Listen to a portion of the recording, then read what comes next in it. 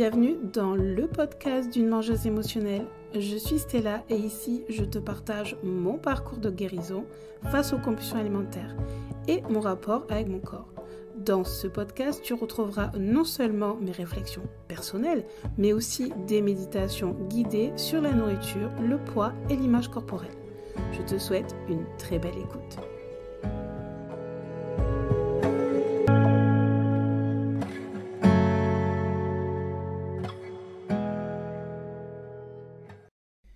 Bienvenue à toi dans ce nouvel épisode de mon podcast.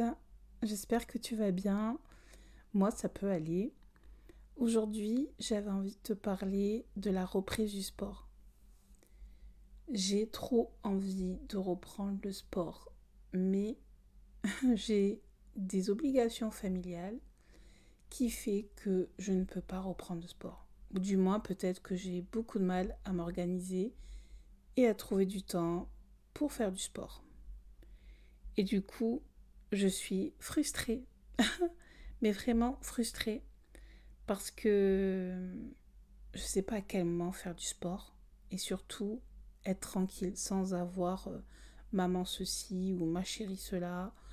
J'ai envie qu'il n'y ait personne en fait pour faire du sport. À la base, je devais m'inscrire en salle de sport parce qu'en fait, proche de mon travail, il y a une salle Basic Fit qui est ouverte H24. Donc je me suis dit, ça c'est super parce qu'au moins je n'ai pas de contraintes au niveau des horaires parce qu'au départ je voulais pas m'inscrire parce que toutes les salles autour de chez moi ou autour de mon travail, ça ferme à 22h ou le week-end ça ferme très tôt. Et du coup, je me suis sentie, encore une fois, frustrée de me dire comment je vais faire pour faire du sport. Du coup, je me suis dit, tu vas faire le sport à la maison. J'avais repris un programme que j'avais acheté en ligne au mois de septembre. Un programme d'une coach que je suis depuis, je pense que je la suis, je crois, depuis avant mon fils. Donc mon fils a 12 ans, donc peut-être ça fait 13 ans, peut-être 14 ans que je la suis sur Internet.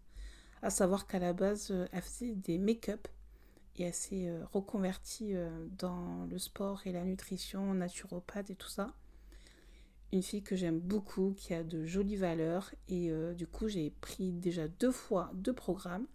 Le premier programme, je ne l'ai jamais terminé. Et celui-là, j'ai fait que la première semaine. Je ne suis pas allée au bout parce que malgré que c'est des petites séances courtes, et c'est pour ça que j'ai pris ce programme parce qu'il est court, donc ça prend 10-15 minutes. C'est en format de circuit, en format HIIT ou Tabata, pour moi c'est la même chose. Donc je me dis c'est sympa, ça prend pas beaucoup de temps et voilà. Mais en fait non. Je ne trouve pas 10-15 minutes à faire mon sport. Et je comprends pas. Je comprends pas, je me sens super nulle de pas réussir à trouver du temps. Alors, je pourrais trouver du temps, mais c'est ou très tôt le matin, ou très tard le soir. Je sais pas ce qui est le mieux en fait. Parce que le soir, je rentre du travail, j'ai plus de motivation parce qu'au travail, les clients m'ont complètement lessivée. Donc du coup, je n'ai pas la motivation de le faire. Et le matin, moi je suis une très grande dormeuse, donc c'est impossible pour moi de me lever super tôt. Déjà que je me lève un quart d'heure avant les gamins, et encore j'ai envie de vous dire qu'il faudrait que je me lève une demi-heure avant que je les réveille pour être bien opérationnelle parce que je ne suis pas du tout une personne du matin. Et pour faire du Tabata ou du HIIT, je pense qu'il faut être un peu réveillé. Donc j'avais même pensé, pour te dire, au Pilates, parce que j'ai un problème au niveau de mon périnée. Donc ma sage-femme et ma kiné m'avaient préconisé à faire du Pilates, chose que j'ai fait pendant plusieurs mois, je dirais 3-4 mois, à raison d'1 à 2 fois par semaine. Donc je me suis dit le matin de faire ça. Mais même ça qui est super doux, je n'y arrive pas. J'arrive pas du tout à être régulière. J'ai beau me dire ouais mais c'est pour ta santé, surtout quand tu seras vieille, de renforcer ses muscles profonds, je parle principalement du périnée, ça va t'aider et tout. Ben non, même en faisant ça, même en me disant des mantras tous les jours, des affirmations positives tous les jours, ben non, ça rentre pas. Et je pense vraiment que là où c'est le point négatif, c'est l'organisation. À quel moment je le fais? À quel moment je fais mon sport? Parce que mes horaires de travail sont jamais les mêmes. Le lundi, je commence à 12h30. Le lendemain, le mardi, je commence à 10h30. Le mercredi, c'est repos, mais c'est la journée des enfants.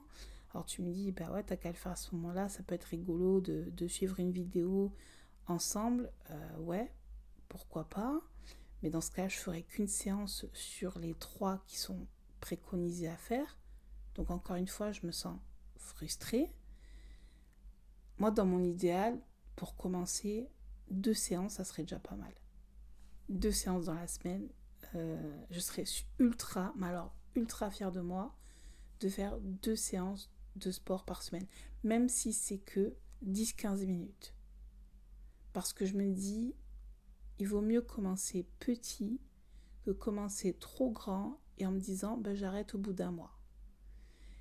Et donc, comme je te disais, de commencer par 10-15 minutes et au fur et à mesure des semaines, enfin plutôt au bout de 2-3 semaines, d'augmenter au fur et à mesure. Alors oui, le programme est fait pour 3 séances dans la semaine et je crois que tu as même une séance bonus, mais tant pis, c'est pas grave, ça prendra, au lieu de faire ce programme en 8 semaines, je crois que c'est un programme en 8 semaines, et ça se fera en 3-4 mois, on s'en fiche, enfin moi je m'en fiche en tout cas.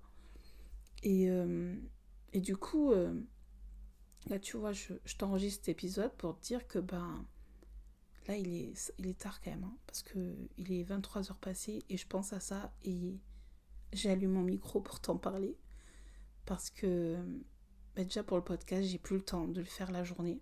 Donc j'attends que tout le monde dorme pour que je puisse parler. Et là j'avais vraiment envie de le dire à voix haute parce que j'ai beau l'écrire, j'ai beau me le dire dans ma tête. Et là, stop, il faut que ça évacue.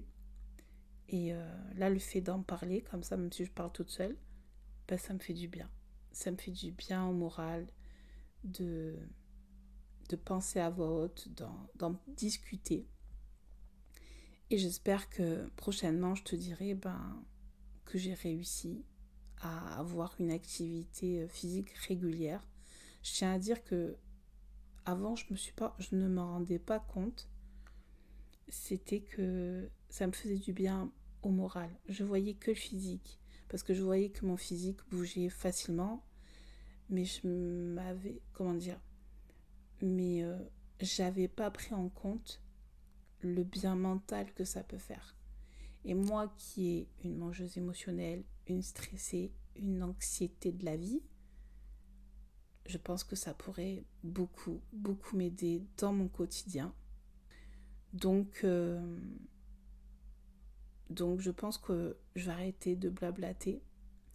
Je pense qu'on va terminer l'épisode comme ça, mais avant de finir l'épisode, j'ai envie de te donner un petit message. Je sais, reprendre le sport, c'est dur, surtout quand on se souvient de ce qu'on faisait avant. Mais chaque petit pas compte, vraiment. Prends ton temps, écoute ton corps et sois fier de toi. T'inquiète, tu n'es pas seul dans ce parcours. On avance ensemble. Je te dis à bientôt. Ciao, bisous.